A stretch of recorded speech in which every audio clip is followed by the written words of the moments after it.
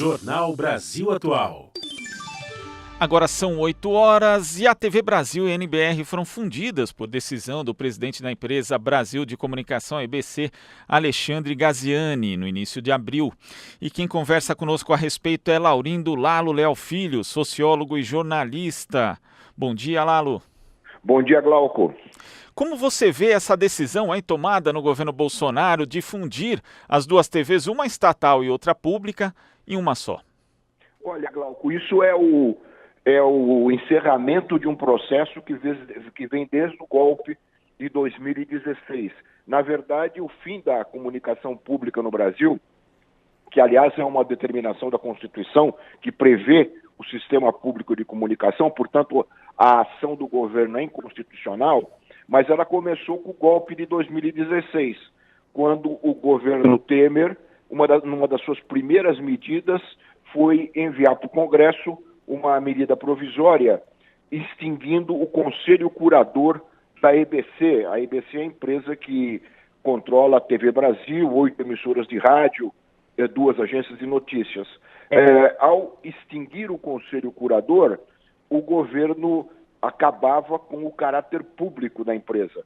Porque o que caracteriza uma empresa pública na prática é a presença na sua gestão e na sua condução mais elevada, na sua direção geral, a presença da sociedade. E isto é feito através, isso em todas as grandes televisões públicas do mundo, rádios públicas do mundo, isso é exercido através de um conselho curador, que reúne representantes das mais diferentes posições, visões e até posições geográficas, no caso do Brasil, nesse conselho. Esse conselho era formado por 22 integrantes de diversas regiões do Brasil e representando, além do próprio governo, o movimento de mulheres, de índios, de negros, LGBT, pessoas com deficiência, enfim, era um conselho plural que dava o caráter público à empresa, era a presença da sociedade na empresa. A primeira coisa, uma das primeiras medidas tomadas pelo governo golpista foi acabar com esse conselho. Então acabou com o caráter público. Esse foi o primeiro movimento que agora, com este governo, agora semana passada, se institucionaliza.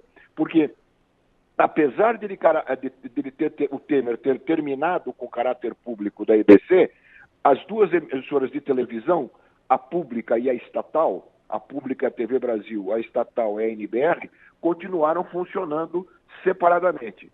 Este governo resolveu acabar com isso, quer dizer, ele institucionalizou aquilo que o governo anterior havia iniciado. Acabou com essa separação que ainda permanecia, pelo menos formalmente, entre a pública e a privada. Juntou as duas numa só e a TV agora passa a ser uma TV absolutamente estatal, controlada pelo governo, e na prática isso já se mostrou bastante eficaz, porque além de fundirem as duas emissoras, esse governo modificou toda a programação daquilo que ainda restava de alguma herança de TV pública na TV Brasil, mudou toda a programação, colocando no ar, por exemplo, programas de exaltação ao próprio governo, programas produzidos pelas Forças Armadas, pelo Exército, pela Marinha, pela Aeronáutica.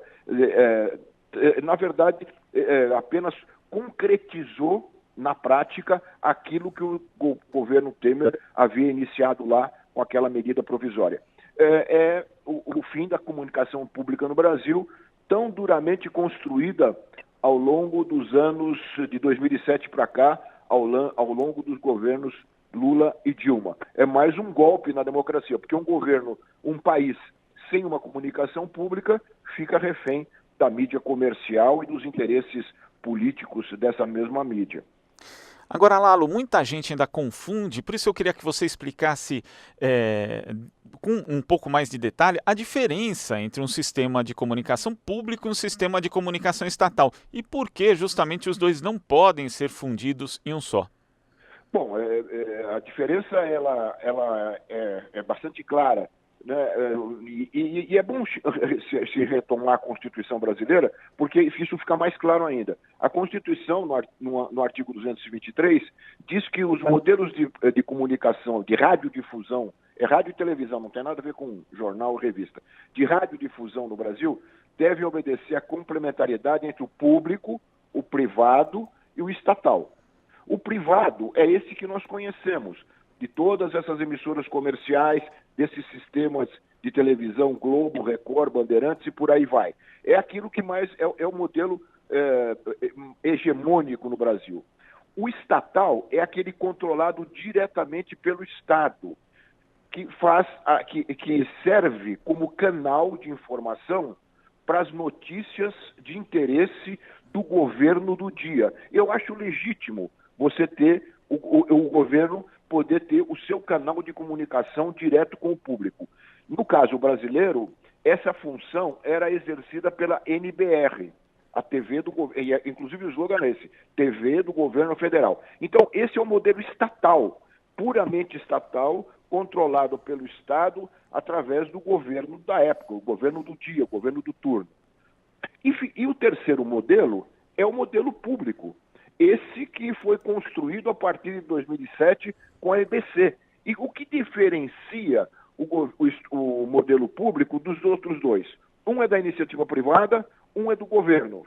O público é do público, é aquele controlado pela sociedade.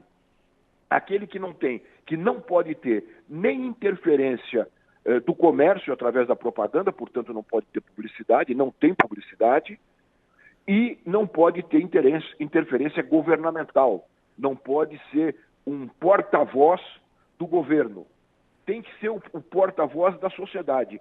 É um modelo mais difícil de você construir, mas as grandes democracias do mundo, e o grande exemplo sempre dado é o da BBC de Londres, mas tem na França, na Espanha, na Inglaterra, na Itália e nos Estados Unidos, você tem modelos públicos que são geridos pela sociedade. Por isso que eu comecei a resposta à sua primeira pergunta mencionando o Conselho Curador, que é o mecanismo que torna pública essa emissora, né? Que faz com que a sua direção, que fica abaixo desse conselho, não seja nem cooptada nem pelo governo, nem por possíveis interesses comerciais através de publicidade. O modelo público é o modelo da sociedade, é o modelo para fazer, inclusive, o contraponto com os outros dois. Porque o privado leva ao ar interesses comerciais misturado com interesses políticos dos controladores dessas emissoras. Veja o que faz a Globo em termos políticos, né? Ela tem uma linha ideológica, política, que é colocada no ar, e não só a Globo, outras emissoras também. O outro modelo estatal leva ao ar a política do governo, a ideologia daquele governo, daquele momento. O público é justamente o canal para fazer o contraponto a esses dois, para levar ao ar uma programação que seja resultado de um conjunto de visões que estão presentes no seu interior e que representam a maioria da sociedade ou parcelas importantes da sociedade, não precisa ser a maioria, mas parcelas importantes da sociedade que não tem voz, que não tem vez, nem no modelo estatal, nem no modelo privado. Infelizmente, no Brasil, a gente tem que repetir constantemente essas explicações, porque se naturalizou a ideia de que televisão e rádio é empreendimento comercial, porque aqui nunca houve uma televisão pública ou uma rádio pública forte capaz de competir com a comercial e com a estatal. Mas isso é uma prática comum, eu disse antes, é uma prática comum nas grandes democracias do mundo, né? Aliás, o que aconteceu aqui no Brasil, no governo Temer, e agora aprofundado por esse governo, com essas mudanças, com essa junção da pública com a estatal, aconteceu de forma violenta em vários golpes de Estado pelo mundo, principalmente no terceiro mundo, quando os golpistas, a primeira coisa que fazem ao tomar poder é intervir de uma forma, às vezes, até violenta, na comunicação e, quando há comunicação pública, na comunicação pública. Aqui foi feita a mesma coisa. Não chegaram a levar tanques porque não foi preciso, mas até no governo nesse governo, a EBC foi cercada. Enfim, este modelo público é que incomoda os ditadores, é que incomoda os autoritários, tanto do lado do privado, que quer colocar o seu ponto de vista, o seu interesse político, quanto do lado estatal, que quer colocar no ar apenas as mensagens que interessam ao governo. Eu acho que ficou claro, né, Glauco? Não, acho que tá bem... Essa peculiaridade da comunicação pública, que infelizmente não foi aprofundada aqui no Brasil. Acho que está bem explicado para o ouvinte, Lalo, inclusive porque o governo mesmo não faz questão nenhuma de diferenciar uma coisa da outra, né? Não, ao contrário, né? Essa fusão mostra que eles jogam na confusão, né? Como se estatal e público fosse a mesma coisa, né? Justamente para confundir a população. Agora, a gente tem que fazer também uma certa autocrítica, porque, infelizmente, a TV pública, nesse período de 2007 até hoje, ou até o golpe de 2016, foram 9 anos, ela não conseguiu se enraizar, ela não conseguiu ganhar, eu costumo dizer, os corações e as mentes da população.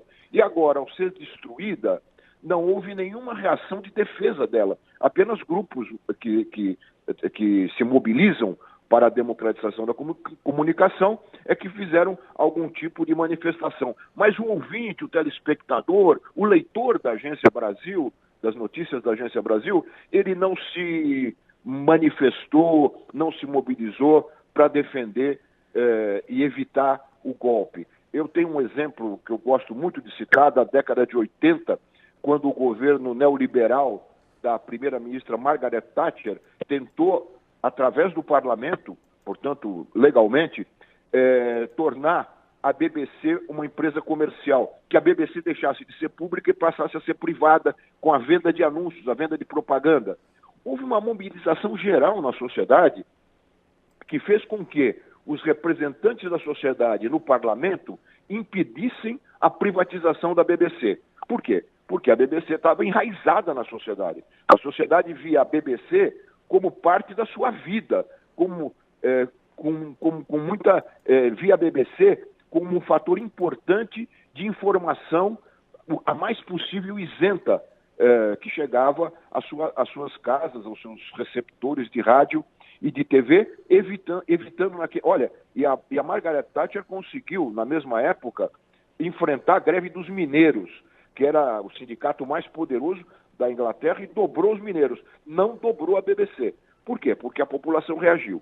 Infelizmente, aqui, Glauco, a população brasileira, a TV Brasil, principalmente, não conseguiu ganhar, nesses 9 anos de vida, esse apoio da população.